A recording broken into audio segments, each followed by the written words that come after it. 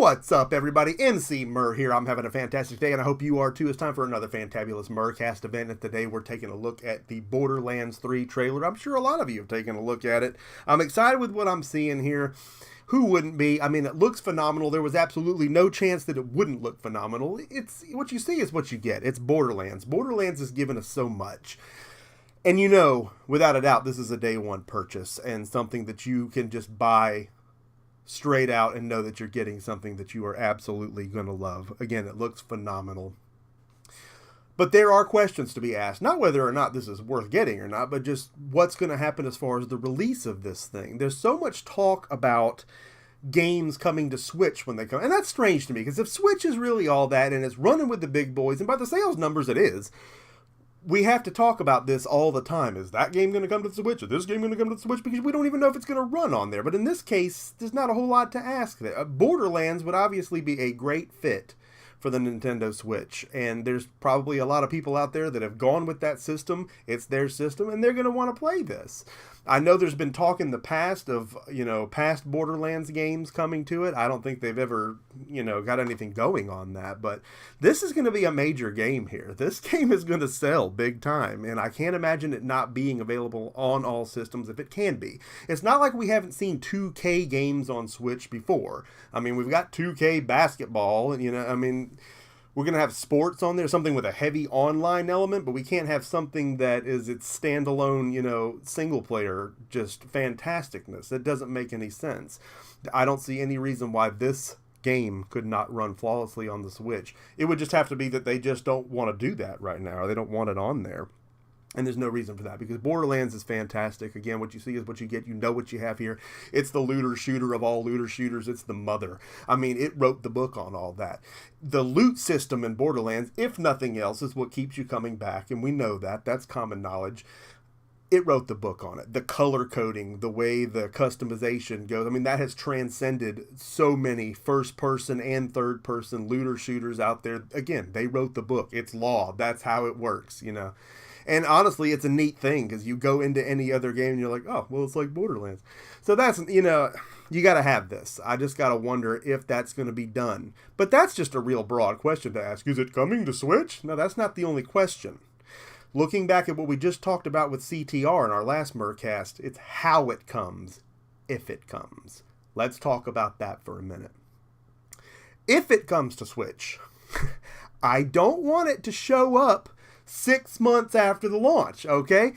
Once this game is $30 in the sale bin for Xbox One and PS4, I don't want to be expected to go pay $60 now. Oh, but it's going to be portable. It's on the Switch. No, unacceptable. It all has to come out all at once. It's all or none. There's no reason that can't happen.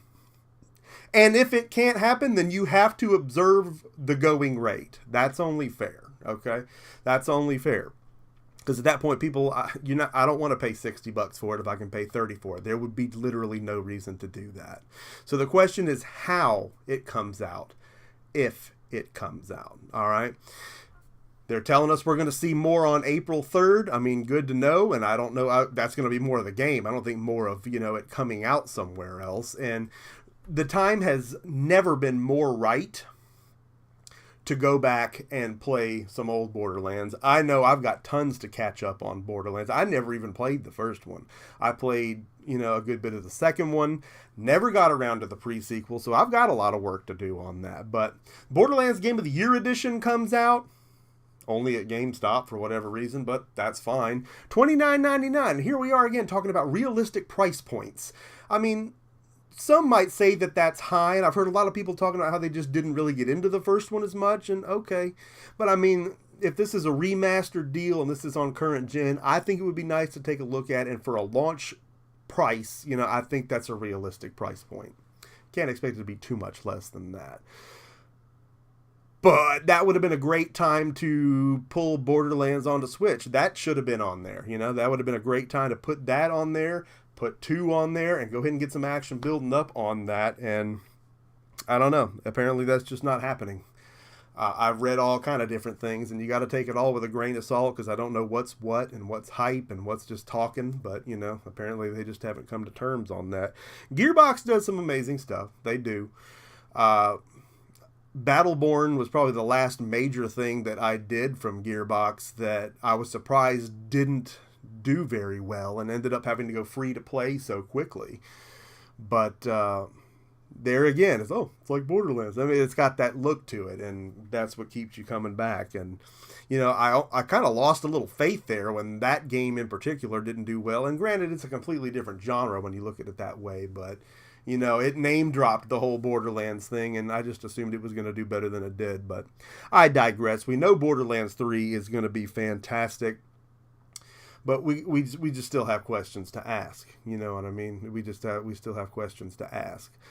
So I want to know what you think about all this in the comment section below. There's all kind of action coming your way, and you know, again, this is a day one purchase. There's no way that I'm not going to have this game day one, and hopefully I'm going to be more caught up on some Borderlands action by then.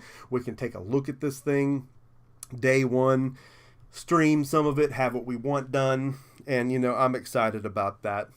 But again, you know, looking back toward the Switch, and could we see this on the Switch? And you know, I don't like to speculate, but it's almost like you have to ask at this point, as simple as you have to breathe in air.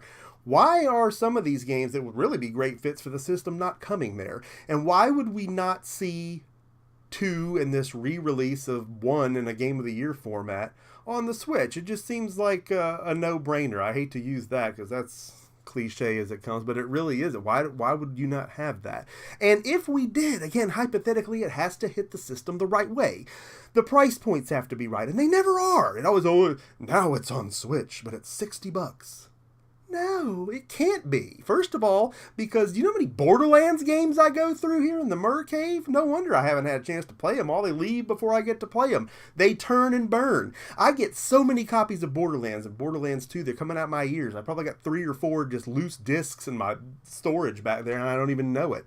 And that's not even the point. The fact that the, you know, last gen versions cost next to nothing. Now, digitally, they cost next to nothing. Handsome Collection has gone on sale, I think, as low as $10 digitally, you know? So there's no reason to not have that at this point for next to nothing.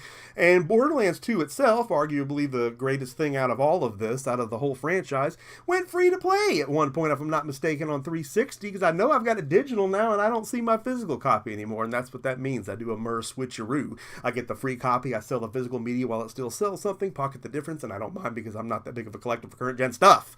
I'm just a freak about my cartridges and old school retro stuff. But if I can get the current gen stuff at a discount, I'm always glad to do that and just put it on there and have what I want done.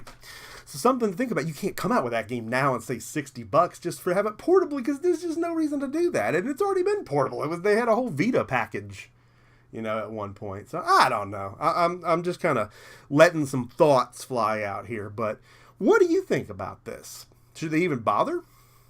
If they're not going to price it realistically, but let's say if they did price it realistically, are you a buyer of these games on the Switch? Is there even a point to that at this point, or can you just stick with Sony and Microsoft and play these games there? That's kind of what I want to talk about today. Just some stuff to kind of kick around in your mind. You know, I want to know what you are thinking in your mind, so I want you to leave something in the comment section of this video, because you know that I love getting a conversation going with you right here on the Emceemur Show, talking about fantastic things that pertain to the channel, things that we're going to look at, things that you know I'm in on day one, and this is definitely no exception. Borderlands 3 looks super freaking cool, and I'm excited to sink my teeth into it. I'm sure you are too. Hope that you like this video. Hope that you enjoy these little talks that we have, and that you have things to bring to the table so we can continue the discussion. Hope you're going to drop a like on this video, and if you have not already done so, hope that you're going to subscribe to the Emceemur Show, be a part of Mer Nation. We're rising up. All the fantastic things that we have going on right here on the show, you need to be a part of it. Make sure that you smack that notification bell so you're always the first to know when new content goes live, because you know that I love making it for you. We'll see what happens when it comes up on the 3rd, when the new information comes out.